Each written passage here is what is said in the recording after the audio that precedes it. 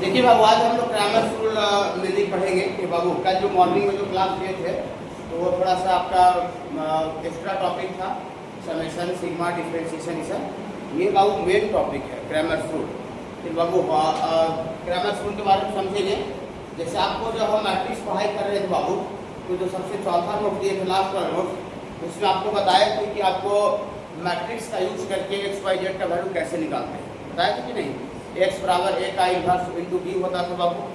लेकिन यहाँ पर डिटरमिनेंट में क्या पढ़ेंगे कि आपको डिटरमिनेंट का यूज करके और x y z का वैल्यू कैसे निकालते हैं।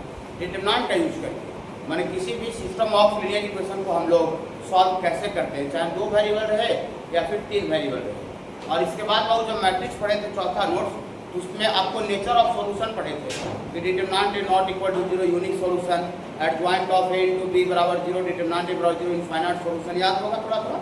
हाँ, तो नेचर ऑफ सॉल्यूशन यहाँ भी पढ़ाई करेंगे। लेकिन यहाँ पर थोड़ा सा और हम लोग एक्स्ट्रा चीज़ के बारे में समझेंगे कि ट्रैवल सॉल्यूशन क्या होता है और नॉन ट्रैवल सॉल्यूशन किसको बोलते हैं। फिर बाबू ये सब बहुत मोस्ट इंपॉर्टेंट टॉपिक है। चाहे आप यहाँ पर 11th 12th बेस्ट चाहे जो भी एग्जाम दीजिएगा, जे मेन दीजिए, एडवांस दीजिए, बोर्ड दीजिए, CVT दीजिए, बेस्ट बंगाल VIT, जितना भी NDA दीजिए, कोई भी एग्जाम में बाबू यहाँ से क्वेश्चन हर हाल में क्वेश्चन आएगा। तो गारंटी 100% का है। फिर वो 100% का गारंटी, 99 नहीं 100% का गारंटी, ठीक है। जिसको हम लोग आज पूरा एक क्लास में थ्योरी वाला चीज़ कंप्लीट करके बेसिक क्वेश्चन करेंगे। बाकी फिर इसका जो क्वेश्चन है अपना अपना बैच में कर लेंगे। देखिए, तो जब वो मैट्रिक्स पढ़ रहे थे तो उसमें हम लोग सिस्टम ऑफ लीनियर इक्वेशन समझे थे। सिस्टम का मतलब समूह होता है और लीनियर इक्वेशन तो रैखिक समीकरण होता है। मतलब लीनियर इक्वेशन का समूह, तो समूह कैसे बनता है, 2 या 2 से ज़्यादा अगर इक्वेशन एक साथ आ जाए, समूह बनाने के लिए वो मिनिमम 2 चाहिए या उससे ज़्यादा कितना भी हो सकता है। 2 या 2 से ज़्यादा होगा अपने के बाबू, 2 या 2 से ज़्यादा अगर लीनियर इक्वेशन अगर एक साथ बात किया जाए, उसी को बाबू हम लोग सिस्टम ऑफ लीनियर इक्वेशन बोलते हैं। तो आपको सिस्टम ऑफ लीनियर इक्वेशन जैसे ऐसे सपोज करते हैं 3x 4x प्लस 3y बराबर 2, ऐसा लिखा हुआ है। और आगे लिखा हुआ बाबू x प्लस y बराबर 6। ये देखिए आपको 2 इक्वेशन है, माने एक से ज़्यादा इक्वेशन है।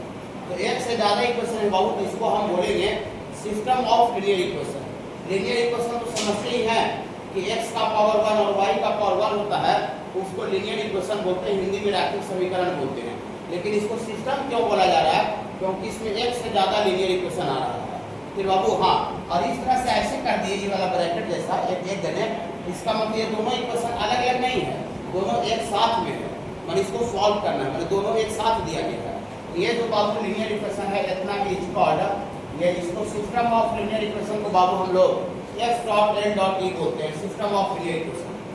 आज का डिफिनेशन नहीं लिख रहे हैं, वो नोट्स में दिया हुआ है लैंग्वेज, तो वहाँ से आप पढ़ लीजिएगा। यहाँ से समझा दे रहे हैं जो लैंग्वेज का पार्ट है। अब लैंग्वेज यहाँ पर बहुत छपवाएंगे तो कोई फायदा दूर दूर तक नहीं होगा। नोट्स दे दिए ओके बाबू, वहाँ से जब करेगा तो पढ़ लेंगे। देखिए एक बात बाबू, अगर 2 से ज़्यादा इक्वेशन 3 इक्वेशन भी रह सकता है। लेकिन आप ध्यान दीजिए कि अगर यहाँ 2 इक्वेशन है तो वेरिएबल का संख्या क्या को रहेगा बाबू, 2 इक्वेशन 2 को रहेगा।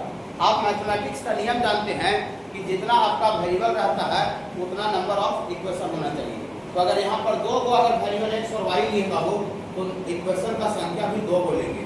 अगर मान लेते हैं वेरिएबल का संख्या बाबू हम 3 ले लेते हैं, तो इक्वेशन का संख्या भी कितना लेना पड़ेगा, 3 लेना पड़ेगा। ओके बाबू, ऐसा ये x plus y plus z बराबर 2, यहाँ 2x minus y plus z बराबर 3, और एक और x plus y minus z बराबर 5, ऐसा पूछा। ये भी सिस्टम ऑफ लीनियर इक्वेशन है।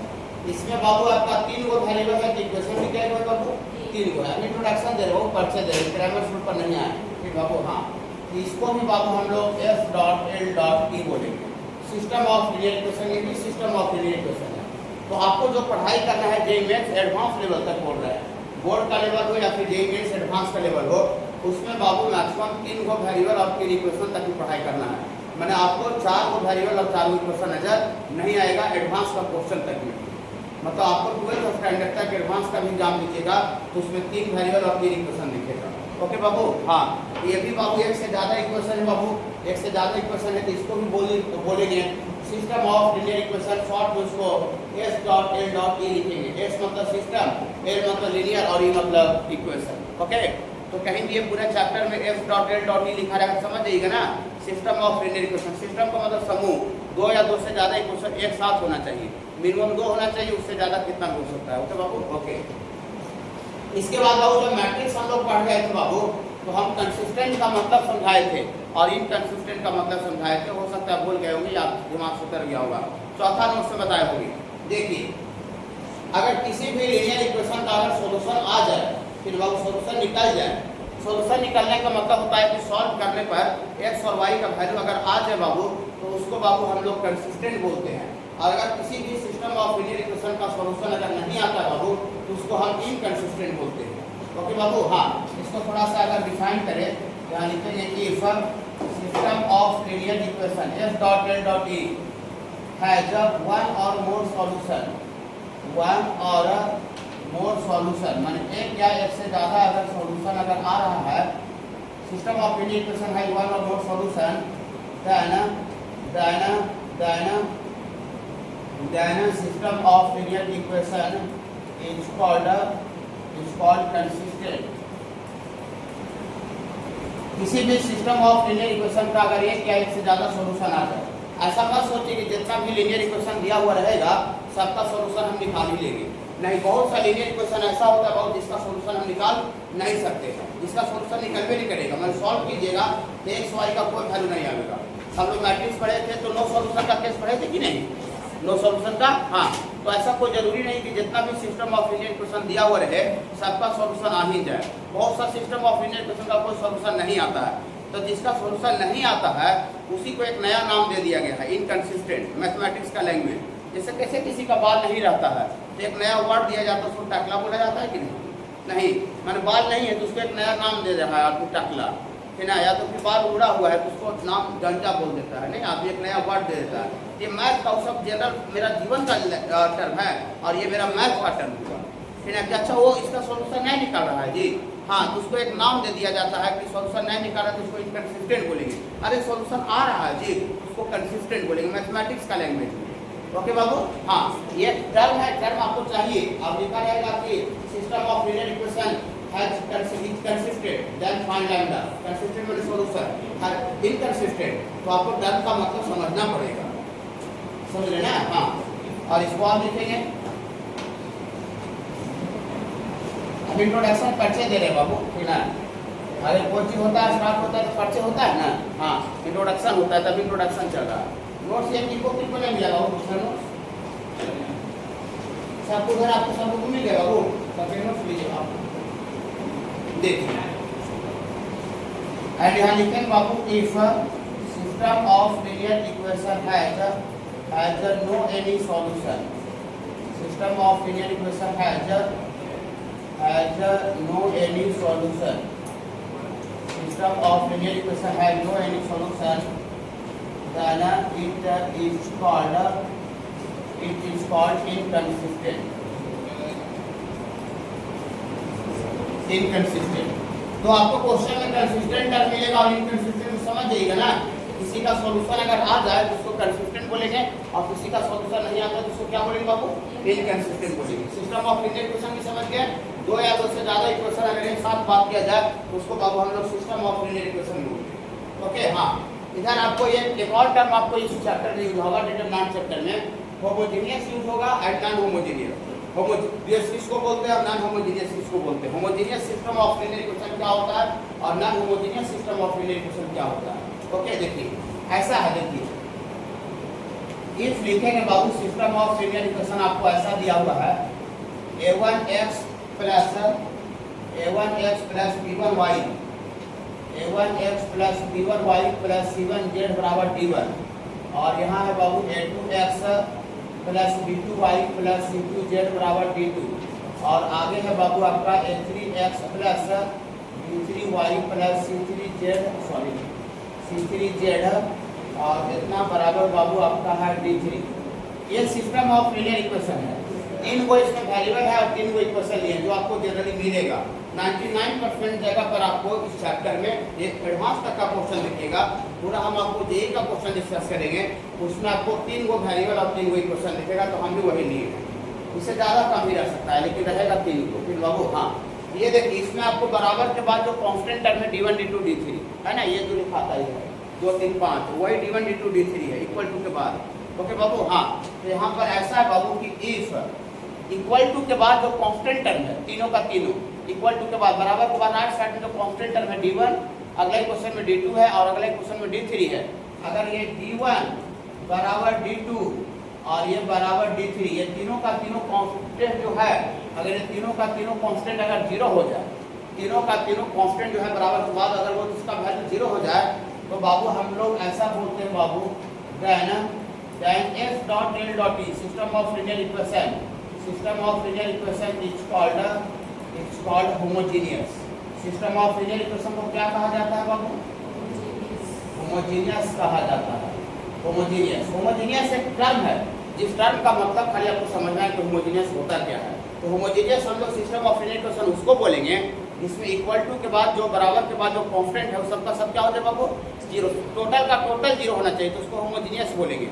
और इसका उल्टा, अगर तीनों में से कम एक का वैल्यू जीरो नहीं हुआ, तीनों में से कम एक का वैल्यू जीरो नहीं हुआ तो that system of linear equation is called non homogeneous.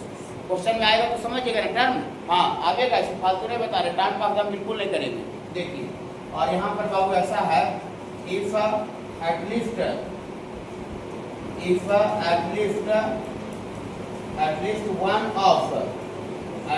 One of d1 d2 d3 at least one of d1 d2 d3 not equal to zero.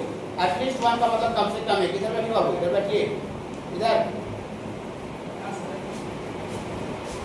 देखिए at least one of d1 d2 d3 not equal to zero. At least one का मतलब क्या होता है? At least one का मतलब कम से कम एक, कम से कम एक जो d1 d2 d3 है उसका वैल्यू कम से कम एक। तीनों अगर जीरो नहीं होता तो बहुत अच्छा है, लेकिन तीनों में से कम एक का भी वैल्यू अगर जीरो नहीं हुआ तो then system of linear equation f dot l dot t is called system of linear equation is called non homogeneous. इसको बाबू हम लोग बोला जाता है बाबू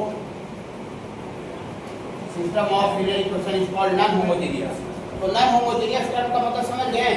हाँ, मान लेते हैं कि ये दो को जीरो हो गया लेकिन ये वाला जीरो नहीं हुआ, बराबर इक्वल टू 4 है या 5 से 6 है, ठीक है। तो तीनों में से कम एक को भी अगर जीरो नहीं होता है तो इसको क्या बोलेंगे बाबू? Non homogeneous. और तीनों का तीनों अगर वैल्यू बराबर के बाद जो कांस्टेंट टर्म है ये तीनों का तीनों अगर जीरो हो गया तो इसको हम लोग होमोजेनियस बोलते हैं, होमोजेनियस। ओके, जैसे हम लोग ये जो 2 3 5 लिखे हैं, 2 3 5 की जगह पर x + y + z equal to 0 लिख दे, 2x - y + z equal to 0 लिख दे, इक्वल टू 0, या फिर x + y - z equal to 0 लिख दे। तो बराबर के बाद तीनों का तीनों अगर 0 लिख दे, यही जो सिस्टम ऑफ लीनियर इक्वेशन उसको बाबू हम लोग होमोजेनियस बोलेंगे। और तीनों में से कम 2 जगह 0 लिखे लेकिन एक जगह पर 0, एक जगह भी कम से कम 0 नहीं लिखे तो होमोजेनियस नहीं कहलाएगा। और जो होमोजेनियस नहीं कहलाता उसको बाबू हम लोग नॉन होमोजेनियस बोलेंगे। तो होमोजेनियस कहीं भी अंदर में आपको क्वेश्चन में टर्म मिलेगा तो समझ लीजिए होमोजेनियस क्या है। क्वेश्चन में टर्म मिलेगा, मैथ में लिखने के लिए नहीं आता है define homogeneous system of linear equation, ये दूसरा सब्जेक्ट में होता है, मैथ में नहीं। Define non homogeneous, define consistent, define inconsistent, ये सब मैथ पढ़ रहे हैं। मैथ में कोई दूर तक बोर्ड का भी एग्जाम देने जाएगा तो वहाँ एक भी डिफिनेशन नहीं आएगा। 1 नंबर डिफाइंड फंक्शन, सोचिए फंक्शन बहुत बड़ा चीज है लेकिन डिफाइंड फंक्शन नहीं आएगा। अब जब बोर्ड में नहीं आएगा डिफिनेशन तो और कहाँ आएगा? सीयूईटी में, जेईएमएस में नहीं। 1 नंबर का भी रहेगा तो सीधा क्वेश्चन प्रॉब्लम रहेगा, 1 नंबर का भी रहेगा। ठीक है बाबू, इस टर्म का इसे जो टर्म का मतलब जो समझा रहे हैं ये हम लोग प्रॉब्लम बनाने के लिए समझते हैं, क्वेश्चन बनाने के लिए। ओके बाबू, इसको थोड़ा सा शॉर्टे में लिख रहे हैं। यहाँ देखिए आगे में पॉइंट यही है, क्रैमर्स रूल। देखिए सुनिए, क्रैमर्स रूल क्या कहता है बाबू, क्या है क्या? क्रैमर्स मैथमेटिशियन थे, ठीक है। जैसे अभी आपको इसको कोई सॉल्व करने के लिए दे दें 8 क्लास का बच्चा कि भैया x + y = 2 और x - y = 4, ये दोनों इक्वेशन को सॉल्व करके x और y का वैल्यू निकालिए, तो निकाल के बता दीजिएगा। ये दोनों को सॉल्व करके x y निकाल दीजिएगा ना। कैसे कीजिएगा? दोनों को जोड़िएगा, 3 कट जाएगा, x निकल जाएगा, x का वैल्यू निकालिए तो y निकल जाएगा। लेकिन क्रैमर्स क्या बोला कि आप ये जो डिटरमिनेंट का जो स्टडी कर रहे हैं बाबू, डिटरमिनेंट का जो पढ़ाई कर रहे हैं, तो हम डिटरमिनेंट का यूज करके भी और हर x y का वैल्यू निकाल सकते हैं, मतलब किसी भी लीनियर इक्वेशन को सॉल्व कर सकते हैं। ये क्रैमर्स मैथमेटिशियन थे, यही कंसेप्ट देके गया, उसी के नाम पर है क्रैमर्स। ये मैथ का अति नाम है आदमी का, कि ना अवेफ लगा हुआ मैंने स्टॉकियस, इसका मतलब क्रैमर्स का नियम। क्रैमर्स देके गया इसलिए उसका नियम कहलाया। ओके बाबू, हाँ, तो इसमें आपका 2 वेरिएबल और 2 इक्वेशन भी रहता है और आपको 3 वेरिएबल और 3 इक्वेशन तक रहेगा। इसमें 4 वेरिएबल और 4 इक्वेशन तक का फैसिलिटी नहीं है। 2 वेरिएबल है लेकिन मतलब वो बहुत ज़्यादा कॉम्प्लेक्स और बड़ा हो जाएगा। लेकिन जो रनिंग है हम लोग जो आता है 11 12 में, जेईई मेंस में, एनडीए में, अदर कॉम्पिटिशन में, वो 2 वेरिएबल या तो फिर 3 वेरिएबल रहेगा। 95% 96% जगह पर 3 वेरिएबल 3 इक्वेशन रहेगा और कुछ जहाँ हल्का छोटा सा आएगा वहाँ पर 2 वेरिएबल 2 इक्वेशन रहेगा। ठीक है बाबू, हाँ, तो ऐसा है बाबू।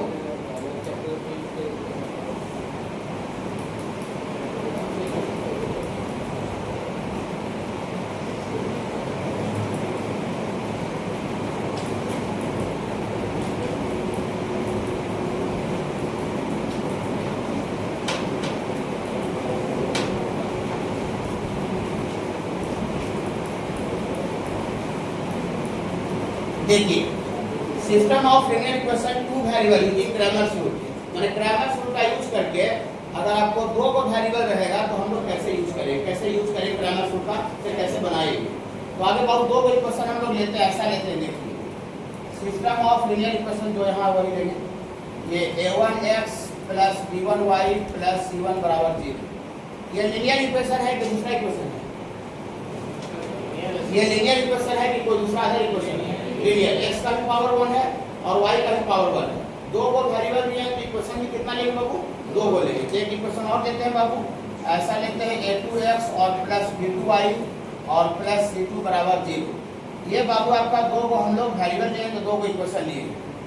ये बाबू क्रैमर्स रूल मेरा तब काम करेगा जब पहला इक्वेशन में x का कोफिशिएंट और दूसरा इक्वेशन में x का कोफिशिएंट, हाँ, उसका रेशियो a1/a2 और पहला इक्वेशन में y का कोफिशिएंट और दूसरा इक्वेशन में y का कोफिशिएंट, दूसरा इक्वेशन में y का कोफिशिएंट, तो दूसरा इक्वेशन में y का कोफिशिएंट कितना है बाबू? b2। ये दोनों बराबर नहीं होना चाहिए। माने क्रैमर्स का नियम कब लगेगा? जब वो वाला बराबर नहीं होना चाहिए। तो उसको वाला बराबर होने से क्या घाटा हो जाएगा, क्या प्रॉब्लम क्या हो जाएगा? देखिए इधर सुनिए, आपको बाबू जब हम आपको स्ट्रेट लाइन पढ़ाए थे अभी कोऑर्डिनेट ज्योमेट्री 11 में, तो ये स्ट्रेट लाइन का एक्चुअल इक्वेशन है। स्ट्रेट लाइन का इक्वेशन ऐसा लिखते थे, general equation ax + by + c = 0। याद होगा थोड़ा थोड़ा स्ट्रेट लाइन का जनरल इक्वेशन। तो इसका हम स्लोप निकालते थे, तो स्लोप निकालते थे माइनस कोफिशिएंट ऑफ x बटा कोफिशिएंट ऑफ y। थोड़ा थोड़ा याद होगा, हाँ। तो अगर ये देखिए लीनियर इक्वेशन है, मतलब ये स्ट्रेट लाइन का इक्वेशन है, स्ट्रेट लाइन सीधा रेखा। अगर इसका कोई स्लोप निकाल दे, ऊपर वाला लाइन का स्लोप, तो कितना आएगा? -a1 बटा b1 इस फार्मूला से। और इसका कोई स्लोप निकाल दे, इसका नीचे वाला का, तो नीचे वाला का स्लोप आएगा -a2 बटा b2। कोई दिक्कत है क्या बाबू? नहीं, दोनों का स्लोप निकाल दिए। आप देखिए अगर ये दोनों बराबर हो जाए, दोनों लाइन का स्लोप अगर बराबर हो जाए तो क्या घटना घटेगा? ये दोनों लाइन का स्लोप बराबर होता है तो आपको पढ़ा दिए कि दोनों लाइन पैरेलल होता है। Condition for parallel slope are equal, m1 = m2 होता है तो दोनों लाइन पैरेलल होता है, और m1 × m2 होता है तो दोनों लाइन परपेंडिकुलर होता है। पढ़ाई बाबू, ज़्यादा दिन हुआ नहीं, अच्छा से बताया गया है। तो अगर ये दोनों का स्लोप अगर बराबर हो जाए तो इसका मतलब दोनों लाइन आपस में क्या हो जाएगा? पैरेलल। और ये दोनों को बराबर किए माइनस से माइनस कर दिए बाबू, और ये a2 जो है इसको क्रॉस मल्टीप्लाई करके यहाँ कर दिए, और ये जो b1 है उसको वहाँ कर दिए, क्रॉस मल्टीप्लाई पीछा पीछे गुना, कोई दिक्कत नहीं है। यहाँ a1/a2 y वाला उधर चल गया तो b1/b2। यही स्लोप से ही ये वाला बात आ रहा है। देखिए a1/a2 = b1/b2। अगर a1 बटा a2 = b1/b2 अगर आता है, इसका मतलब दोनों लाइन आपस में पैरेलल है, और हम जानते हैं कि दो पैरेलल लाइन का कोई सॉल्यूशन नहीं होता। पैरेलल लाइन आपस में कट कर भी नहीं करता है तो सॉल्यूशन होगा कैसे? सॉल्यूशन का मतलब होता है पॉइंट ऑफ इंटरसेक्शन। सॉल्यूशन का मतलब होता है पॉइंट ऑफ इंटरसेक्शन। दो कर्व आपस में इंटरसेक्ट करता है, कट करता है तो उसका सॉल्यूशन मिलता है। और दो कर्व मैथमेटिक्स में कट नहीं करे, टच नहीं करे तो फिर उसका सॉल्यूशन निकलेगा कैसे? समझ रहे ना? तो ये पैरेलल का कंडीशन हो जाएगा, और पैरेलल का कंडीशन को सॉल्यूशन नहीं होता है। इसीलिए यहाँ पर लिखा हुआ है कि a1/a2 ≠ b1/b2, माने दोनों लाइन आपस में पैरेलल नहीं होना चाहिए तब सॉल्यूशन निकलेगा, और पैरेलल अगर हो गया तो फिर सॉल्यूशन नहीं निकलेगा। समझ रहे क्या लिखा हुआ है? वहाँ देखिए स्ट्रेट लाइन का कंसेप्ट आया स्लोप से कि बाबू अगर ये दोनों बराबर हो जाएगा तो दोनों लाइन पैरेलल हो जाएगा, और पैरेलल लाइन का कोई सॉल्यूशन नहीं निकलता है, नॉन पैरेलल लाइन का कोई सॉल्यूशन निकलता है x y का वैल्यू। ओके, चलिए ठीक है। देखिए थोड़ा बता दिए ना तो फिर लगता है क्वेश्चन कहाँ लिखा हुआ। देखिए ये इसमें दो गो वेरिएबल है बाबू, दो गो इक्वेशन है, तो क्रैमर्स क्या बोल के गया है डिटरमिनेंट, इसको डिटरमिनेंट मेथड ही बोलते हैं, डिटरमिनेंट मेथड। माने बहुत जगह पर हो सकता है, बोर्ड में जाइएगा और लिखा जाएगा find the value of X Y या variable by using determinant method. तो डिटरमिनेंट मेथड भी कह रहा है तो क्रैमर्स रूल का यूज करने के लिए बोल रहा है, क्रैमर्स रूल या तो फिर डिटरमिनेंट मेथड रहेगा। ओके, डिटरमिनेंट का यूज करके बनता है, लेकिन ये मैथमेटिशियन का नाम क्रैमर्स था, इसलिए उसका नाम को क्रैमर्स रूल बोला जा रहा है। ठीक है, देखिए तो बाई लिखेंगे बाई क्रैमर्स रूल से। क्रैमर्स रूल ऐसा बोला, देखिए इसमें वेरिएबल क्या है, पहला वेरिएबल इसमें क्या है बाबू, x, तो ऐसा बोला कि x बटा और ये दो ऑर्डर का डिटरमिनेंट दीजिए, दो ऑर्डर का डिटरमिनेंट। और लॉजिक है कि x को आप लिए वेरिएबल x लिए हैं तो x को आप ढक दीजिए, x को ढक दीजिए, x वाला दोनों इक्वेशन में टर्म को ढक दीजिए, इसको रख के बताओ। देखिए x वाला दोनों टर्म को ढक दीजिए, ये दोनों, ये पूरा टर्म को ढक दिए। यहाँ y का कोफिशिएंट पहला इक्वेशन है, बोलिए y का कोफिशिएंट v1, दूसरा इक्वेशन में y का कोफिशिएंट v2, और ये वाला कांस्टेंट टर्म बोलिए c1 c2, इसको सेकंड ऑर्डर का डिटरमिनेंट में लिखना है, सेकंड ऑर्डर का डिटरमिनेंट में लिखना है। ठीक है बाबू, सेकंड ऑर्डर का डिटरमिनेंट में। ओके बाबू, x को ढक करके, जैसे x लिए तो x को ढक दीजिए, अब x को ढकला के बाद y के साथ नहीं लेना है, y का कोफिशिएंट लेना है, y का कोफिशिएंट v1, यहाँ y का कोफिशिएंट v2 पहला कॉलम में लिखिए, और यहाँ c1 c2 दूसरा कॉलम में लिखिए, और लिख करके डिटरमिनेंट लिखिए। ये मॉडुलस नहीं है, ये डिटरमिनेंट है सेकंड ऑर्डर का, सेकंड ऑर्डर का डिटरमिनेंट पढ़ाए ना, पढ़ाए ना, ये सेकंड ऑर्डर का डिटरमिनेंट है। और सेकंड ऑर्डर का डिटरमिनेंट हम आपको पढ़ा रहे थे, या तो फिर थर्ड ऑर्डर का, तो हम यहाँ पर साइन प्लस के बाद क्या लिए थे, माइनस, तो साइन के साथ देंगे, साइन के साथ। यहाँ एक तरह से प्लस दिए तो प्लस लिखने का जरूरत नहीं होता, प्लस छुपा हुआ रहता है, लेकिन प्लस के बाद यहाँ इक्वल टू दीजिए, और साइन प्लस के बाद क्या होता है बाबू, माइनस, माइनस वाई, और फिर बटा दीजिए, बटा, फिर अभी वाई वाला टर्म ले रहे तो वाई को पूरा ढक दीजिए, वाई को पूरा ऐसे करके हाथ से ढक दीजिए, हाथ से, और ढकला के बाद x का कोफिशिएंट लिखना है a1 a2, हाँ डिटरमिनेंट में लिखना है, सेकंड ऑर्डर का डिटरमिनेंट यहाँ a1 a2, इसको ढकला के बाद और फिर ये क्या है c1 और c2 का डिटरमिनेंट। ठीक है, समझ रहे हैं, इसमें डिटरमिनेंट आ रहा है, ये जो नियम बताया वो क्रैमर्स बताया, और इसमें चूंकि डिटरमिनेंट आ रहा है इसलिए इसको डिटरमिनेंट मेथड ही बोलते हैं। चलिए इतना बराबर प्लस हो गया, माइनस हो गया, फिर प्लस माइनस के बाद क्या आता है, प्लस, साइन का sign, plus minus plus, determinant का एलिमेंट का साइन, प्लस माइनस प्लस, यहाँ से प्लस c1 नहीं देना है, कांस्टेंट 1 देना है, 1, अभी फिर डिटरमिनेंट दीजिए, अभी कांस्टेंट वाला टर्म को ढक दीजिए, एक बार मैंने x वाला टर्म को ढकेंगे, एक बार y वाला टर्म को, एक बार कांस्टेंट वाला टर्म को ढकेंगे। तो कांस्टेंट वाला टर्म को ढकिएगा तो यहाँ देखिए a1 a2 b1 और b2 में डिटरमिनेंट में लिखिए a1 a2 और ये b1 और ये b2, समझे। और इसको आगे बढ़ा देंगे बाबू, एक लाइन और आगे बढ़ा देंगे तो ऐसा होगा, देखिए बहुत आसान है, दो वेरिएबल वाले बता रहे हैं, तीन वेरिएबल वाले बताएंगे। देखिए इसको आगे बढ़ा रहे हैं बाबू, x बटा, इसका थोड़ा वैल्यू गुनगुनाइएगा, सेकंड ऑर्डर डिटरमिनेंट का वैल्यू सारे बच्चे गुनगुनाइए, सेकंड ऑर्डर का product of elements of principal minus secondary, हाँ तो product of elements of principal b1 c2 minus ये c1 sorry c1 b2 c1 b2, okay हाँ, और इतना बराबर माइनस ऑफ y, इसका वैल्यू बोलिए, इसका a1 c2 minus c1 a2, और एक जगह सामने में थोड़ा गलती कर दिया सुधरवा रहे हैं, और ये 1 इसका वैल्यू बोलिए a1 b2 minus b1 a2। कैसे लिखा है समझाया, बोलिए सर इससे xy कैसे आएगा यार, इसका सॉल्यूशन कर रहे हैं, आएगा xy, देखिए xy बाबू आएगा, देखिए ये तीन इक्वेशन है, पहला और तीसरा को इक्वेट कीजिएगा, पहला और तीसरा को, तो पहला और तीसरा को इक्वेट कीजिएगा तो कौन सा वैल्यू आ जाएगा, x का, x निकाली की भागा में है, यहाँ पर खाली गुणा में कर दीजिएगा, x का वैल्यू आ जाएगा। और दूसरा सेकंड और थर्ड को लीजिएगा, तो सेकंड थर्ड को लीजिएगा तो डिवाइड में यहाँ पर मल्टीप्लाई कर दिया तो माइनस y का वैल्यू आएगा, तो माइनस y का वैल्यू आ जाएगा तो माइनस इधर चल जाएगा, तो फिर y का वैल्यू आ जाएगा, यहाँ से दूसरा और तीसरा को इक्वेट कीजिएगा बहुत, हम लोग y का वैल्यू आ जाएगा, मतलब पहला और लास्ट को इक्वेट करेंगे तो x आ जाएगा, और दूसरा और तीसरा को इक्वेट करेंगे तो y का वैल्यू आ जाएगा। तो इससे भी हम लोग x और y का वैल्यू निकाल सकते हैं, लेकिन इसमें चूंकि डिटरमिनेंट का यूज हो रहा है इसीलिए इसको डिटरमिनेंट मेथड बोलते हैं। और ये जो नियम बता दिया है निकालने का तरीका वो क्रैमर्स मैथमेटिशियन थे, वो क्रैमर्स दिया है, को इसका ना रूल को क्रैमर्स रूल बोला जाता है। समझ रहे हैं कैसे यूज करेंगे? ये असाइनमेंट में वो थोड़ा सा माइनस का साइन का गलती कर दिया है। यहाँ पर सबसे नीचे वाला लाइन में डिटरमिनेंट वाला में हम माइनस वाई लिखते हैं। पेज नंबर बहुत 3 पढ़ा रहे हैं क्रैमर्स रूल लेफ्ट साइड। यहाँ पर देखिए असाइनमेंट में ये वाला लाइन को ऊपर लिखा है, ये लाइन को नीचे है ना। हाँ ये वाला यहाँ पर ठीक है, यहाँ पर वाला गलती कर दिया डिटरमिनेंट वाला में। सबसे नीचे वाला लाइन में प्लस वाई लिख दिया, उसको माइनस वाई कर दीजिए। कर दिए सारे बच्चे? पेज नंबर 3 ठीक है। देखिए बाबू इधर सुनिए,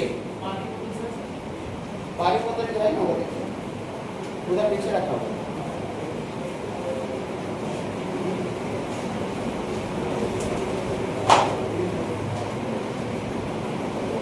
देखिए इधर बाबू एक क्वेश्चन देखिए,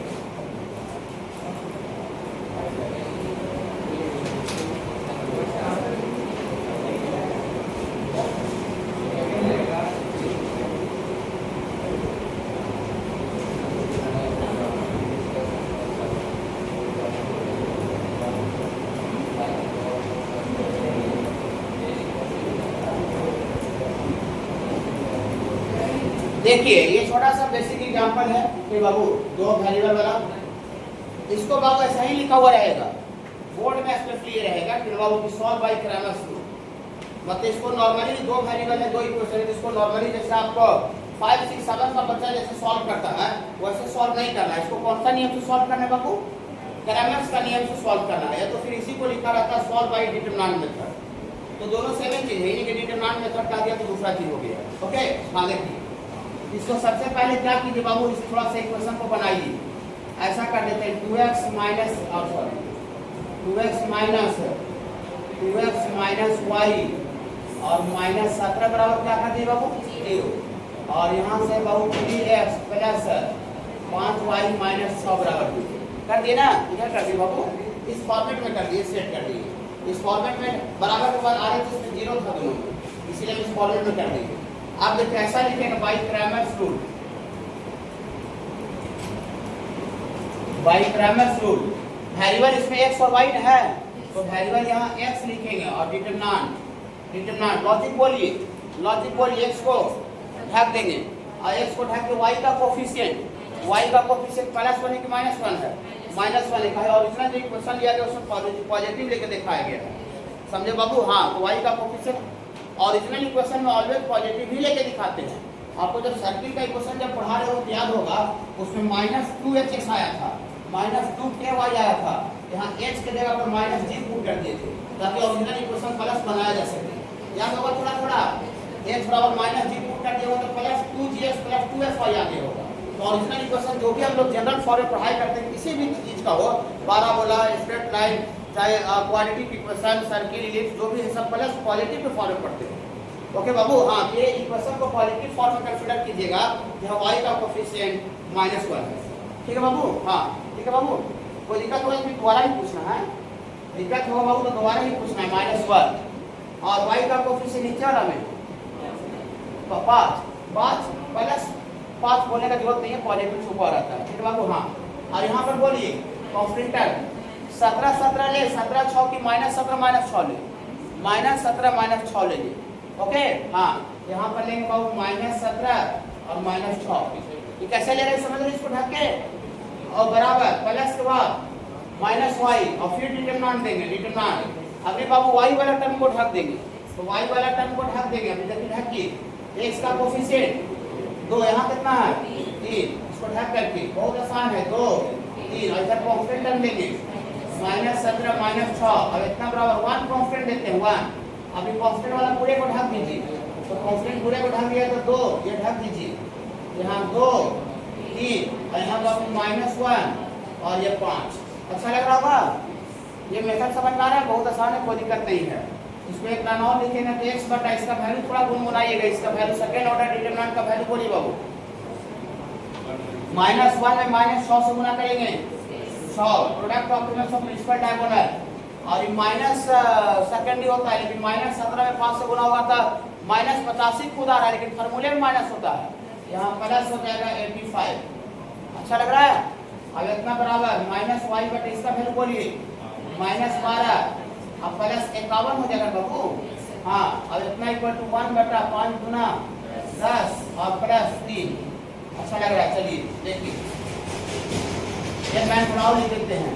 ये x बटा 85 और 6 91 और ये माइनस वाई बटा 51 में से 12 गया 51 में से 12 चल जाएगा तो 39 अब इतना बड़ा 1 बटा 30 है बाबू। चलिए थोड़ा सा इसको छोटा हल्का करेंगे लेकिन इसमें बड़ा कर देंगे। देखिए टीचर अभी बोल रहा था बाबू कि पहला और लास्ट को लीजिएगा, इसको लीजिएगा तो x निकल जाएगा, तो इसको लीजिएगा तो यहाँ भागा 91 है, उधर जाएगा तो मल्टीप्लाई हो जाएगा ना।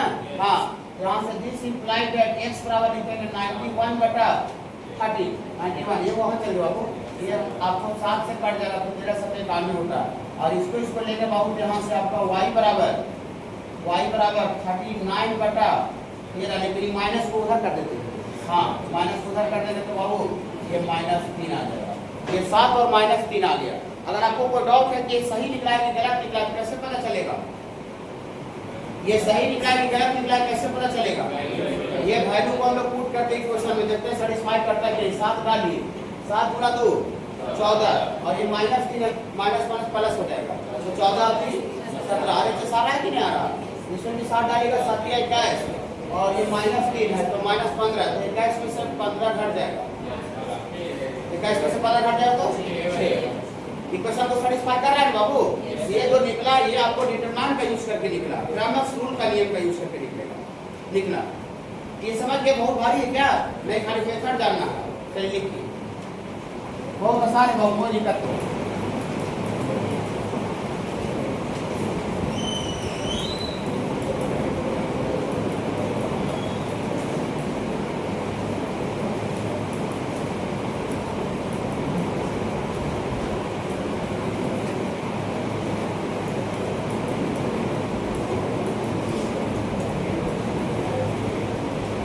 देखिए system of linear equation in 3 variable, तो 3 गो बहुत वेरिएबल रहेगा तो इक्वेशन में क्या गो रहेगा 3 गो। यहाँ पे 3 गो वेरिएबल है x y z, इक्वेशन में क्या गो दिया गया 3। पहला इक्वेशन है a1x + b1y + c1z बराबर d1 और दूसरा इक्वेशन है आपको a2x + b2y + c2z बराबर d2 और तीसरा इक्वेशन है आपको a3x + b3y + c3z बराबर d3। ऐसा बाबू ठीक है। हाँ तो क्रैमर्स क्या बोला बाबू भाई? क्रैमर्स रूल, ये नियम जो है क्रैमर्स बता के गया है, मैथमेटिशियन थे। क्रैमर्स बोला कि सबसे पहले कैपिटल डेल्टा निकालिए, कैपिटल डेल्टा को ये है लिखा हुआ है, स्मॉल डेल्टा इस तरह से दिया जाता है और कैपिटल डेल्टा ट्रायंगल जैसे सिंबल देते हैं। ओके बाबू। हाँ तो क्रैमर्स क्या बोले कि सबसे पहले आप डेल्टा निकालिए, कैपिटल डेल्टा किसको बोला कि इसमें जो x y z जो तीनों इक्वेशन में जो x y z का कोफिशिएंट से जो डिटरमिनेंट बनेगा that is called capital delta. तो x का कोफिशिएंट पहला इक्वेशन में क्या है? x का कोफिशिएंट a1, कोफिशिएंट माने गुणज होता है जो x के साथ गुणा में रहता है। हाँ यहाँ पर a1, y का कोफिशिएंट क्या है b1 और वहाँ z का कोफिशिएंट क्या है c1। पहला रो में लिखेंगे, पहला इक्वेशन का जो x y z का कोफिशिएंट आएगा उसको पहला रो में लिखेंगे, दूसरा इक्वेशन का जो x y z का कोफिशिएंट आएगा उसको दूसरा रो में लिखेंगे, तीसरा इक्वेशन का x y z का कोफिशिएंट उसको तीसरा रो में लिखेंगे। हाँ इसका बोलिए x y z का कोफिशिएंट दूसरा इक्वेशन में a2 b2 c2 और इसमें बोलिएगा थोड़ा घुमाइएगा a3 b3 और c3 का डिटरमिनेंट। ये जो डिटरमिनेंट आया इसी डिटरमिनेंट को क्रैमर सामने बोल रहे हैं, हम क्यों बोलेंगे ठीक है। हाँ ये इसी डिटरमिनेंट को क्रैमर कैपिटल डेल्टा बोल रहा है, कैपिटल डेल्टा। तो कैपिटल डेल्टा क्या है समझे? x y z का कोफिशिएंट से जो डिटरमिनेंट बनता है that is called capital delta. Okay Babu. Okay चलिए इसके बाद क्रैमर्स क्या बोला? डेल्टा 1 निकालिए, डेल्टा 1 कैपिटल डेल्टा 1 नीचे लिखना है ऐसे करके, डेल्टा 1 नीचे लिखना है, डेल्टा 2 लिखेंगे तो 2 नीचे लिखना है और डेल्टा 3 में 3 नीचे लिखना है, इसके पैरेलल में नहीं लिखना है बाबू। हाँ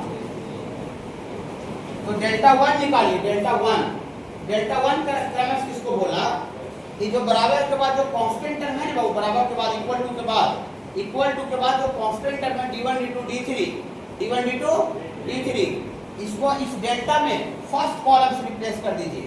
डेल्टा यहाँ 1 है, डेल्टा 1 तो फर्स्ट कॉलम से रिप्लेस कर दीजिए। रिप्लेस करने का मतलब क्या होता है कि A1 A2 A3 यहाँ से हटा दीजिए और वो जो D1 D2 D3 है यहाँ पर ला दीजिए। रिप्लेस मतलब किसी को हटा के दूसरा चीज लाना होता है। ओके, रिप्लेस करना मतलब तो डेल्टा 1 में कांस्टेंट टर्म को पहला कॉलम से रिप्लेस करेंगे। डेल्टा 1 में कि पहला कॉलम से रिप्लेस कीजिए, A1 A2 A3 नहीं लिखेंगे, कांस्टेंट टर्म लिखेंगे। Constant term D1 D2 D3 ये सब क्रैमर्स बोल के गया है, क्रैमर्स। ओके, कांस्टेंट को पहला कॉलम से रिप्लेस कर दिए और दूसरा तीसरा कॉलम को हूबहू लिख दीजिए। हूबहू जो करते हो दूसरा कॉलम को लिख दीजिए D1 D2 D3 C1 C2 C3। ये जो डिटरमिनेंट जो बनेगा उस डिटरमिनेंट को क्रैमर्स डेल्टा 1 बोले, क्रैमर्स डेल्टा 1 बोले। फिर आपको क्या बोला क्रैमर्स कि डेल्टा 2 निकालिए। डेल्टा 2 आप समझ लो कि क्या करने वाले हैं। डेल्टा 2 जो कांस्टेंट टर्म है D1 D2 D3 इसको दूसरा कॉलम से रिप्लेस कीजिए, सेकंड कॉलम से। डेल्टा यहाँ 2 लिखा हो मतलब दूसरा कॉलम से रिप्लेस करना है। डेल्टा 3 लिखा हो मतलब तीसरा कॉलम से रिप्लेस करना है। समझ ले बाबू? हाँ, तो दूसरा कॉलम से रिप्लेस कीजिए कांस्टेंट टर्म को। D1 D2 D3 नहीं लिखिए, हाँ कांस्टेंट टर्म लिखिए D1 D2 D3 और इसका पहला और तीसरा सेम लिखिए। माने खाली दूसरा कॉलम से रिप्लेस करना, पहला तीसरा को छेड़खानी नहीं करना। तो पहला तीसरा सेम लिखिए A1 ये यहाँ वाला A1 A2 A3 यही वाला C1 C2 C3। इस डिटरमिनेंट को क्रैमर्स डेल्टा 2 बोले। फिर लास्ट बाबू लास्ट डेल्टा 3 बोले क्रैमर्स डेल्टा 3। बताइए तो डेल्टा 3 कैसे लिख पाएंगे? ये कांस्टेंट टर्म को कांस्टेंट टर्म बराबर के बाद जो कांस्टेंट टर्म है D1 D2 D3 इसको थर्ड कॉलम से रिप्लेस कर दीजिए। तो थर्ड कॉलम से रिप्लेस कर देंगे तो D1 D2 D3 और पहला दूसरा सेम रखिए। यहाँ पहला दूसरा सेम A1 A2 A3 और यहाँ बाबू B1 B2 और ये B3। ओके बाबू, इसमें 4 वो डिटरमिनेंट का वैल्यू निकालना पड़ेगा। थोड़ा लॉन्ग प्रोसेस है फिर बाबू। हाँ, ये स्पेसिफिक बोर्ड में आता है, एग्जाम में जो आएगा इसका नेचर से आएगा, ट्रैवल नॉट ट्रैवल सोर्स हम पूरा बता रहे हैं जो कंपटीशन एग्जाम है। ये जो सॉल्व करेंगे डायरेक्टली जो XYZ आएगा ग्रामर रूल ये सिर्फ बोर्ड में आएगा। इसमें 4 को डिटरमिनेंट का वैल्यू निकालना पड़ेगा, डेल्टा 1 डेल्टा 2 डेल्टा 3। डेल्टा क्या है? डेल्टा आप लोग बोलिए गुनाइए, डेल्टा क्या है? XYZ वेरिएबल का कोफिशिएंट से जो डिटरमिनेंट बन रहा है that is called capital delta. Delta 1 क्या है? ये जो बराबर के बाद जो कांस्टेंट टर्म है D1 D2 D3 इसको डेल्टा में ही पहला कॉलम से रिप्लेस कर दीजिए, पीला वाला अलग है और दूसरा तीसरा सेम रख दीजिए। डेल्टा 2 में कांस्टेंट टर्म को दूसरा कॉलम से रिप्लेस कर दीजिए, पहला तीसरा सेम रखिए। ओके, डेल्टा 3 में कांस्टेंट टर्म को तीसरा कॉलम से रिप्लेस कीजिए, पहला दूसरा इसका सेम रखिए। यहाँ पीला वाला अलग दिख रहा होगा, यहाँ पीला वाला अलग, यहाँ पीला वाला अलग। यहाँ पीला वाला पहला कॉलम दिख रहा है, पीला वाला कांस्टेंट दूसरा कॉलम दिख रहा है, यहाँ पीला वाला कांस्टेंट तीसरा कॉलम दिख रहा है। समझ गए बाबू? पूरी सर XYZ निकला नहीं सर, XYZ आया नहीं, आवेगा अब आवेगा। देखिए नाउ x का जो वैल्यू क्रैमर्स बोल के गए, x का वैल्यू जो निकाल के गए वो डेल्टा 1 बटा डेल्टा, माने डेल्टा 1 इसका जो वैल्यू आया है जो और इसका जो वैल्यू आया है वो दोनों को डिवाइड कर दिया डेल्टा 1 बटा डेल्टा तो x का वैल्यू आ जाएगा। x का वैल्यू उसमें सॉल्यूशन में x का वैल्यू निकल जाएगा। और फिर y का वैल्यू निकालने के लिए आपको डेल्टा 2 बटा डेल्टा करना पड़ेगा और z का वैल्यू निकालने के लिए डेल्टा 3 बटा डेल्टा। अब देखिए यहाँ पर बाबू ये जो डेल्टा है वो डिनोमिनेटर में सब जगह, बटा में नीचे में है, नीचे में। तो आप जानते हैं मैथमेटिक्स में कि आपको समथिंग बटा 0, अगर बटा वाला डिनोमिनेटर का वैल्यू 0 हो जाए तो उसका वैल्यू अनडिफाइंड नो सॉल्यूशन हो जाता है। कि XYZ इसमें तभी निकल पाएगा XYZ जब वेयर मतलब जहाँ ये जो बटा वाला जो डिनोमिनेटर है उसका वैल्यू 0 नहीं हो, delta not equal to 0। Okay, तो x का वैल्यू याद रखिएगा डेल्टा 1 बटा डेल्टा होता है अकॉर्डिंग टू क्रैमर्स, y का वैल्यू डेल्टा 2 बटा डेल्टा होता है, z का वैल्यू डेल्टा 3 बटा डेल्टा होता है। अगर आप ऐसे करके निकालते हैं जिसमें डिटरमिनेंट का यूज हो रहा है और डिटरमिनेंट का यूज करके जो निकलता है that is called Cramer's rule या इसी को डिटरमिनेंट मेथड बोलते हैं। मैट्रिक्स में बहुत पढ़ रहे थे तो मैट्रिक्स का यूज करके XYZ निकलता था, a का इनवर्स गुना b, याद होगा थोड़ा सा। तो बोर्ड में जाएगा तो स्पेशली लिखा रहेगा by using matrix, by using matrix, by using Cramer's rule. तो मैट्रिक्स अगर लिख दिया, मैट्रिक्स लिख दिया तो मैट्रिक्स का यूज करके निकालना पड़ेगा और डिटरमिनेंट लिख दिया तो डिटरमिनेंट का यूज करके निकालना पड़ेगा। ठीक है बाबू? इसको लिख के थोड़ा सा बता दे रहे हैं। एक नीचे क्वेश्चन का आपको सोचिए 7 नंबर यहाँ पे इधर राइट साइड में 7 हाँ ग्रामर सोच निकालिए।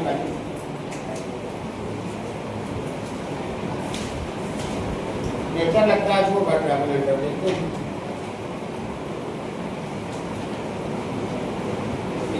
थोड़ा बड़ा पोर्शन बचेगा तो आपका अपना बैच भी कर देंगे।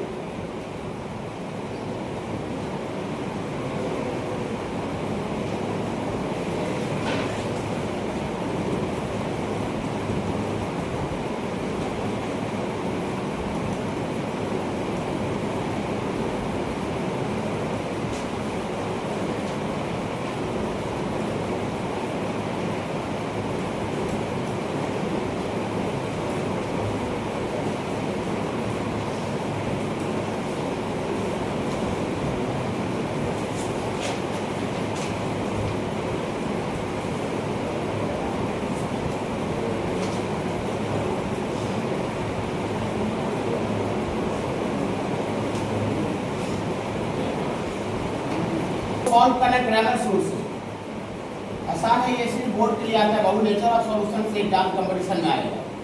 सबसे पहले बाबू डेल्टा लिखना है, एक्स वाई जेड का कोफिशिएंट 5 -7 1 और यहाँ 6 -8 -1 और यहाँ 3 2 और -6। डेल्टा का वैल्यू कितना आया सबसे पहले निकाले क्या है 55। देखिए अब एक बात और बताते हैं, इसमें प्रॉपर्टी नहीं लगाना कि इसको सर इसमें जोड़ दीजिए 0 आ जाएगा। सर जितना में प्रॉपर्टी आप लगाने चलिएगा उतना में स्पैंडर का वैल्यू निकल जाएगा। प्रॉपर्टी उसमें लगाते बहुत बड़ा डिफिकल्ट है, लॉगरिथमिक फंक्शन में अंदर बहुत कॉम्प्लेक्स है, उसमें प्रॉपर्टी लगा के सॉल्व करते हैं। ये डायरेक्ट कांस्टेंट डिजिट में प्रॉपर्टी लगाइएगा तो आपको नुकसान हो जाएगा। ठीक बाबू हाँ, इसको डायरेक्ट एक्सपेंड कर दीजिए R1 के लॉ फर्स्ट रो के लॉ, तो 0 रो लाना है नहीं, फिर डायरेक्ट एक्सपेंड कर देते हैं। इसको बाबू डेल्टा बराबर +5 इंटू ये खत्म ये 48 और +2 हो जाएगा बाबू +1 माइनस बनाई से माइनस है +7 -36 और ये +3 हो जाएगा बाबू +-1 ये थोड़ा बड़ा हो जाता है बाबू, 3 को वैल्यू आ जाता है ना निकालने के लिए 4 को ये 48 को 50 50 5 होता है 250 आए बाबू। ये 5 नंबर करेगा लॉन्ग क्वेश्चन 5 मार्क्स। देखिए -36 में 3 जुड़ेगा -33 गुना 7 कितना होता है बाबू 33 गुना 7 30 गुना 7 होगा 210 और 210 और 7 21 231 होता है क्या हाँ, तो -231 और 24 12 36 ये 286 और 286 में 231 चल जाएगा तो 55 आ जाएगा। डेल्टा का वैल्यू कितना आ गया बाबू 55 ओके हाँ। अब डेल्टा 1 भी निकालना पड़ेगा, इसमें कोई उपाय नहीं, निकालना ही पड़ेगा। डेल्टा 1 क्या बोला ग्रामर क्या बोल के दिया, ये जो कांस्टेंट टर्म है कांस्टेंट टर्म इसको फर्स्ट कॉलम से रिप्लेस कीजिए, इसमें पहला कॉलम से रिप्लेस कर दीजिए। समझ में आ रहा है शिवराज, कोई दिक्कत होगा पूछेगा कोई बच्चा दोबारा भी आ रहा भगवान समझ में हाँ, दिक्कत होगा तुरंत पूछिएगा, अगर यहाँ नहीं कोई बातें छुट्टी हो तुरंत ऑफिस में आके पूछ लीजिएगा, लेकिन कंसेप्ट क्लियर करके घर जाना है, वो भी पूरा होल सिलेबस में। ठीक है देखिए यहाँ डेल्टा 1 कांस्टेंट को पहला कॉलम से रिप्लेस कीजिए 11 और ये 15 और ये 7 दूसरा तीसरा तो सेम रखिए यहाँ वाला -7 -8 और ये 2 और ये 1 -1 और ये -6 ये बाबू इसको भी बना दीजिए, एक्सपेंड कर दीजिए R1 के लॉग, इसमें कोई प्रॉपर्टी बार क्या सोचेंगे प्लस 11 ये खत्म ये 48 और यहाँ भी माइनस माइनस प्लस हो जाएगा -7 इंटू ये खत्म -90 और +7 प्लस माइनस के बाद +1 ये खत्म 15 गुना 2 30 और 8 7 56 +56 हो जाएगा। यहाँ से बाबू 48 50 गुना 11 55 550 और -83 गुना 7 कितना होता है 581 581 और 56 और +86 हो जाएगा। 550 और 86 होता है इधर 600 उधर 30 और हो जाएगा 36 तो 636 और 636 में से 581 गया तो इधर 9 बचेगा नहीं 19 बचेगा इधर 19 और 55 आएगा हाँ, यहाँ पर बाबू आपका 55 आ जाएगा 55 डेल्टा 1 में बाबू 55 आ रहा है। ठीक है अभी 2 और निकालना पड़ेगा इसमें, यहाँ से आप डेल्टा 2 भी निकालिए, तो डेल्टा 2 क्रैमर्स मोल रहा है बाबू, ये कांस्टेंट टर्म को सेकेंड कॉलम से रिप्लेस कीजिए, यहाँ 11 लिख दीजिए, 15 लिख दीजिए, 7 और पहला तीसरा को सेम रखिए। तो पहला बाबू यहाँ है 5, 6 और 3 और तीसरा बाबू 1 -1 और ये -6। यहाँ से बाबू इसको स्पेंड कीजिएगा +5, ये -90 और ये +7 हो जाएगा, प्लस के बाद -11 ये खत्म -36 और ये +3 प्लस माइनस और प्लस पर ये खत्म 6 7 42 और ये 15 3 45। यहाँ से बाबू आपको आ जाएगा -83 -83 और 45 -415। हाँ और ये -33 -33 गुना 11 कितना होगा बाबू? 33 गुना 10 330 और 330 और फिर 33 जुड़ जाएगा 330 और 33 363 आ रहा है और यहाँ -3 आएगा तो -415 -3 -418 और -418 में 363 जुड़ जाएगा माइनस है हाँ -55। एक बस बाबू लास्ट है बाबू, इसमें 4 को डिटरमिनेंट निकालना पड़ जाता है कितना डेल्टा 3 कांस्टेंट को तीसरा कॉलम से रिप्लेस करना पड़ेगा। यहाँ ये आपका 11 ये 15 और ये आपको 7 और पहला दूसरा सेम ये 5 6 और ये आपका 3 और यहाँ बाबू -7 -8 और ये 2 इसको थोड़ा छोटा कर देते हैं बाबू।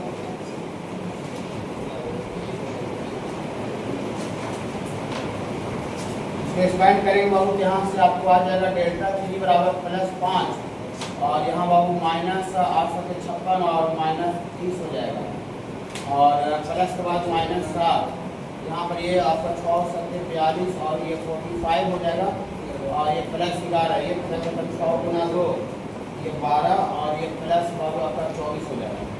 यहाँ से -86 गुना 5 8 40 आगे एक लाइन और लिख दीजिए थोड़ा सा -430 और ये -21 और वो 24 प्लस 12 36 गुना 11 96 पूरा कैलकुलेशन करके कितना आ रहा है -55। देखिए सब निकाल गया बाबू, चारों निकाल लिया और चारों निकाल लिया तो लिखेंगे क्रैमर्स रूल बोला कि x बराबर होता है डेल्टा 1 बटा डेल्टा। तो डेल्टा 1 कहाँ पर है? डेल्टा 1 ये वाला ये आपका 55 और डेल्टा भी आपका बाबू 55 है 55 तो ये बाबू कैंसिल हो जाएगा तो कितना जाएगा बाबू 1 आ जाएगा। और फिर क्रैमर्स बोला बाबू डेल्टा 2 ये y बराबर बोला बाबू डेल्टा 2 बटा डेल्टा, ये डेल्टा 2 बाई डेल्टा तो डेल्टा 2 बाबू है आपको -55 और ये बाबू है 55 ये बाबू आ जाएगा -1 और यहाँ z बराबर आपको आ जाएगा बाबू डेल्टा 3 बाई डेल्टा तो डेल्टा 3 बाबू आपका -55 और ये बाबू 55 ये कट जाएगा तो -1 आ जाएगा। ये x y z आपको सही निकला कि गलत निकला उसको चेक कर सकते हैं।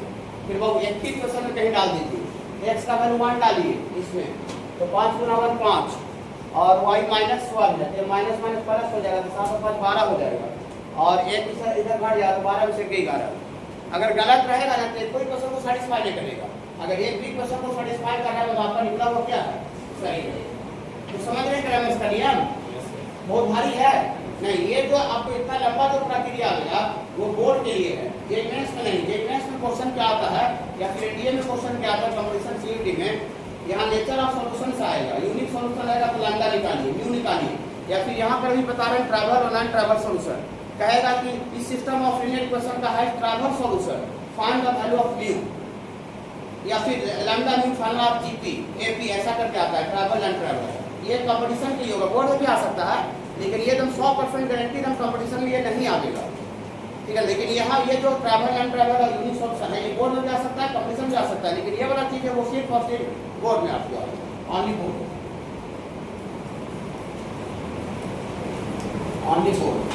बोर्ड में क्यों आता है? जिसमें x y z निकालने के लिए आपका 4 ऑप्शन है तो हम किसी भी तरह से निकाल दें। कौन जानना है कैसे निकाला है, मैट्रिक्स मेथड से निकाल सकता है लेकिन ये आता नहीं हुआ x y z निकालने के लिए, नेचर ऑफ सॉल्यूशन से आएगा। समझ बाबू ये 5 नंबर का क्वेश्चन आपको आएगा। हाँ बाबू हाँ सब जगह CBSE बिहार बोर्ड दोनों जगह ही क्रैमर्स रूल।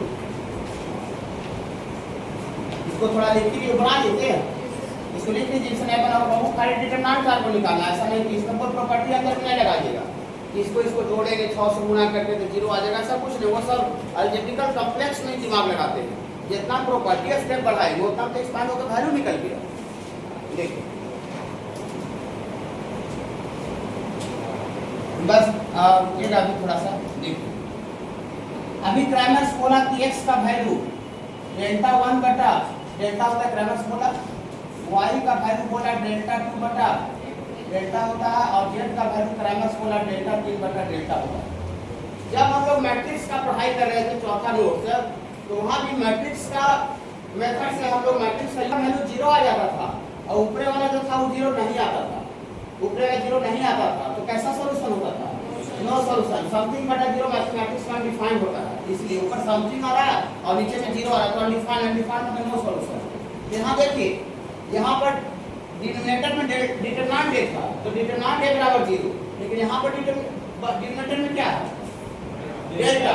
डिनोमिनेटर में डेल्टा है, यहाँ लिखेंगे, देखिए डेल्टा बराबर 0, डेल्टा बराबर 0 एंड घबराइएगा नहीं, बोलिएगा सर यहाँ तो जो सॉल्यूशन लिखते थे नॉमिनेटर में खाली सिंगल ए था adjoint of a into b, लेकिन यहाँ पर तो सर तीन हुआ है सर, डेल्टा 1 भी है, डेल्टा 2 भी है, डेल्टा 3 भी है, तो किसको आप नॉट इक्वल टू 0 किया? वो भी है एटलीस्ट 1, तीनों का तीनों हो जाए तो बहुत मजा अच्छा है, बताते हैं घबराइएगा नहीं। देखिए यहाँ ऊपर में 3 गुण है, यहाँ ऊपर में अकेला था एगो उसी को नॉट इक्वल टू 0 कर देते हैं, यहाँ पर 3 गो है, तो 3 गो है तो लिखेंगे यहाँ देखिए तीनों नहीं 0 होना चाहिए, एटलीस्ट 1 लिखते हैं। एटलीस्ट 1 का मतलब थोड़ा सा बताइएगा हमको, कम से कम एक, at least 1 of delta 1 delta 2 delta 3 not equal to at least 1 मतलब बता रहे क्यों मैंने कहा लिख रहा है। देखिए तो ऊपर वाला तीनों में से कम एक वो 0 नहीं हुआ और नीचे वाला 0 हो गया, यहाँ कटेगी दो सॉल्यूशन, इसीलिए वही लिख दिए ताकि आपको नया नहीं लिख लगता, फिर से सर नया पढ़ा रहे क्या, हमको नया सिलेबस को याद रखना पड़ेगा, ये याद है तो ये भी याद रहेगा, चाहे ये याद है तो ये भी याद रहेगा मैट्रिक्स वाला भी। हाँ इस सिचुएशन बाबू, इस सिचुएशन में then system of linear equation has solution की no solution has no any solution. अब कोई सॉल्यूशन नहीं आएगा, जब सॉल्यूशन नहीं आएगा तो उसको कंसिस्टेंट बोलेंगे कि inconsistent? Inconsistent, that is called inconsistent.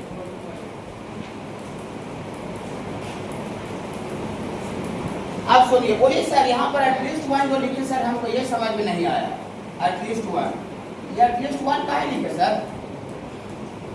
ये एटलीस्ट 1 क्यों लिखे सर? एटलीस्ट 1 मैंने कम से कम एक, सुनिए नो सॉल्यूशन को अनडिफाइंड बोलते हैं, नो सॉल्यूशन को क्या बोलते हैं बाबू? अनडिफाइंड। जैसे मेरा बॉडी अभी डिफाइंड है, सब कुछ ठीक है, पूरा हाथ पैर सब ठीक है ना, और कोई आदमी हम बोले कि मेरा बॉडी को अनडिफाइंड कर दूं, बॉडी को अनडिफाइंड कर दूं, मैंने फिजिकली अनडिफाइंड कर दूं, तो कोई जरूरी नहीं है कि मेरा आँख भी फोड़ दे, हाथ भी काट दे, पैर भी काट दे, मेरा लंगड़ा बना दे, इधर लूल्हा बना दे, आँख भी फोड़ दे, अंधा बना दे, बहरा कानों फोड़ दे, ठीक ना, तब हम अनडिफाइंड हो गए। नहीं, उधर से आवे खाली कोई आँख मेरा फोड़ दे, अनडिफाइंड, फिजिकली अनडिफाइंड, कहीं फिजिकली फिट कहलाएंगे हम, कहीं कोई कुछ लेना रहेगा तो हमको ले लेगा कि ना, जिसको खाली आँखें ले वो फुटन है और बाकी सब तो ठीक है ले लो, नहीं अनडिफाइंड। मतलब अनडिफाइंड होने के लिए कम से कम एक चीज आपका डैमेज होना चाहिए, आंखें डैमेज हो जाए या कानें डैमेज हो जाए या पैर डैमेज हो जाए या हाथ डैमेज हो जाए, नहीं तो वही यहाँ पर है। कम से कम तीनों में से कम एक को भी 0 नहीं हुआ, मैंने तीनों में से कम 1 को 0, मैंने खाली x से अनडिफाइंड हो जाएगा, x से अनडिफाइंड मैंने पूरा सिस्टम को अनडिफाइंड कर देगा, खाली y अनडिफाइंड होगा मैं पूरा सिस्टम को अनडिफाइंड कर देगा, खाली z अनडिफाइंड होगा पूरा सिस्टम को अनडिफाइंड, और तीनों का तीनों अगर 0 नहीं हुआ और मजा से अनडिफाइंड होगा।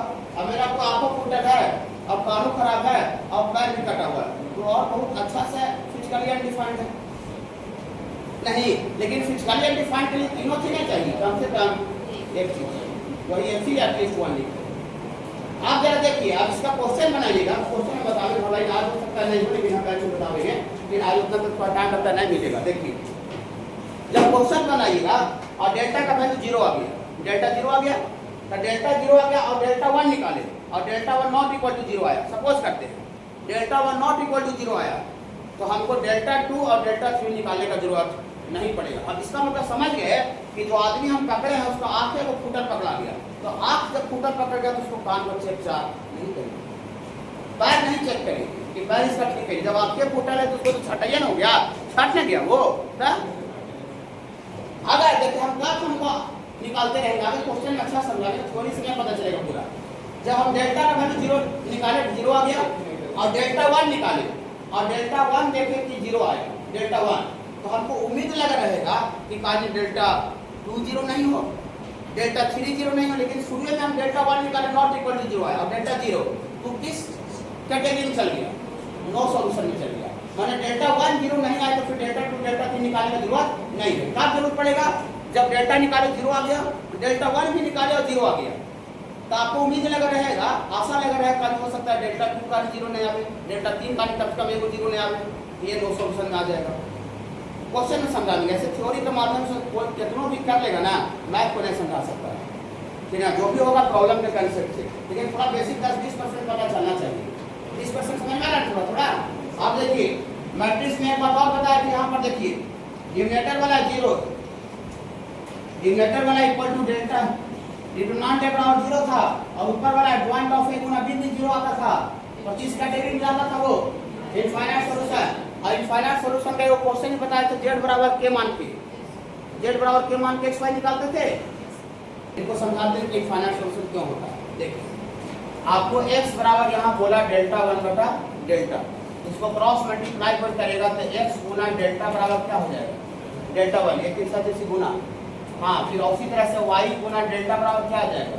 डेल्टा 2, उसी तरह से z गुना डेल्टा बराबर क्या आ जाएगा? डेल्टा 3। और हम लोग ऐसा सिचुएशन ले रहे हैं, ऐसा केस ले रहे हैं जिसमें ई पार्ट डेल्टा भी क्या है? 0 है और डेल्टा 1 भी 0 है, तो ये भी 0 है, ये भी 0, ऐसा सिचुएशन ले रहे हैं, ऐसा सिचुएशन केस ले रहे हैं। तो आप बताइए सर, थोड़ा सा यहाँ x कुछ भी रहे, दुनिया का कुछ भी, 10, 20, 50, 100, 1000, 2000, 4000, 5000, 20000 जो भी है थी, तो कुछ में भी 0 से गुना होकर के RHS 0 आएगा कि नहीं आएगा? वही यहाँ भी y यहाँ कुछ भी ले गया तो कुछ में भी 0 से गुना होकर RHS आएगा कि नहीं आएगा? यहाँ z भी कुछ भी लेंगे, कुछ में भी 0 से गुना होकर 0 आएगा कि नहीं आएगा? इसीलिए इसमें x y z कुछ भी लेने से, LHS में लेने से RHS का वैल्यू सेटिस्फाई कर रहा है। इसका मतलब x y z का जो वैल्यू होगा वो करोड़ों अरबों खरबों होता है, और करोड़ों अरबों खरबों वैल्यू को हम इनफाइनाइट बोलते हैं, अनंत। और इनफाइनाइट सॉल्यूशन लिखते कैसे? मैट्रिक्स में बताए होंगे, z बराबर k या लैम्डा मान करके या t लिखा हुआ रहता है, z मान करके फिर x y निकाला रहता है। यहाँ भी बता देंगे, यहाँ भी बताया जाएगा। ये समझ लें किन्हीं केस इसमें राइज हो सकता है, delta not equal to 0 unique solution, delta बराबर 0 आ गया, लेकिन तीनों में से कम एक याद रखिएगा। सर आप कार्य सब बोलते थे इसलिए बोले थे, लॉन्ग टर्म पे याद रहे, अनडिफाइंड करने में कम से कम आपको खोल दीजिए उसको, तो तीनों में से कम एक होगी, डेल्टा 1 डेल्टा 2 डेल्टा 3 का नॉट इक्वल टू 0 रहेगा और डेल्टा बराबर 0, ये नो सॉल्यूशन का केस होगा। और नो सॉल्यूशन का मतलब इनकंसिस्टेंट, और अगर डेल्टा भी 0 आए और डेल्टा 1 डेल्टा 2 डेल्टा 3 भी 0 आता है तो वो इनफाइनाइट सॉल्यूशन का केस होगा। इनफाइनाइट सॉल्यूशन का मतलब कंसिस्टेंट। ये हम इसलिए उधार लेके तब इसको समझाए, ये ताकि नया नहीं लगे, वहाँ से यहाँ से मैचिंग लगे कि जो हम लोग वहाँ पर पढ़ाई किए थे यही चीज़ यहाँ पर है, लेकिन वहाँ पर खाली नॉमिनेटर में एडजॉइंट ऑफ a * b रहता था, तो उस पर बात किए थे, बेटा में डिटरमिनेंट है तो उस पर, यहाँ पर ऊपर में है डेल्टा 1 डेल्टा 2 डेल्टा 3, उसके टर्म में बात है, और बेटा में डेल्टा है तो डेल्टा के टर्म में बात है।